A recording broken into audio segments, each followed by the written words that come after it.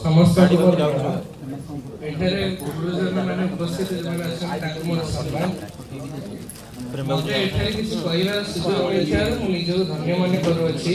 आपण माने वर्तमान भाबुथिबे जे मु कोनोसी कवि नो कि लेखक नो तो मु एठा कोन पे आछि मु आछि मोर पीयूसी सहित जे होउछंती जने कवयित्री से ताको ना हेउछि सुचरिता महांती ताको मु धन्यवाद जणाइबा चाहूछि।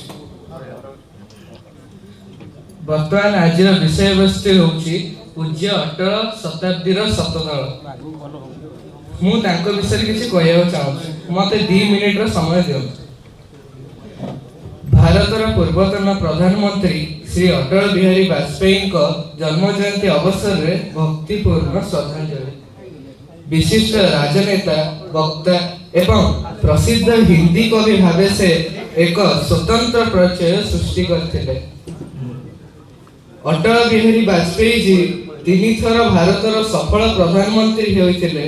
से जने भल नेता कवि लेखक एवं सांबादिक मध्य थिले। तांकर निर्भीक सरलता भद्र एवं शांत प्रकृति पई से बेस लोकप्रिय थिले।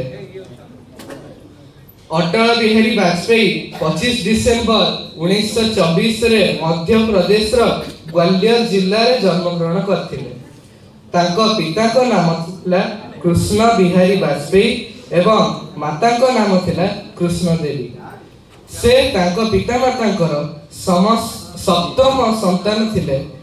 तांकर 3 भाई एवं 3 भौणी थिले। से तांको जीवन रे अविवाहित रहिले। अटल बिहारी वाजपेयी जी तांकर प्राथमिक शिक्षा ग्वालियर रो एक विद्यालय रो करथिले। से ग्वालियर रो एक विक्टोरिया कॉलेज रे पढ़थिले। तापरे से कानपुर रो डीएवी कॉलेज रे राजनीतिज्ञ विज्ञान रे पढ़थिले। से खबर कागज रे संपादना कार्य मध्य करथिले। अटल जी राजनीति रे प्रवेश करथिले। से 1942 मसिया रे भारत छाड़ आंदोलन रे भाग लेथिले एवं एक गुरुत्वपूर्ण भूमिका ग्रहण करथिले। से जय विज्ञान का स्लोगन देथिले।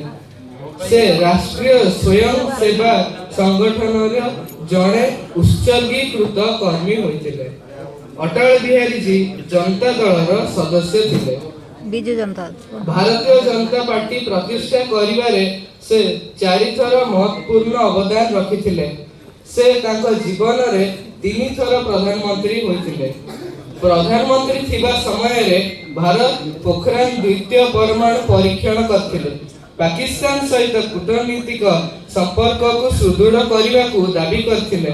कारगिल युद्ध समय रे दृढ़ भाव रे ठिया होइथिले। रास्ता निर्माण इत्यादि से आम देशर प्रगति पाई अनेक कार्य करथिले।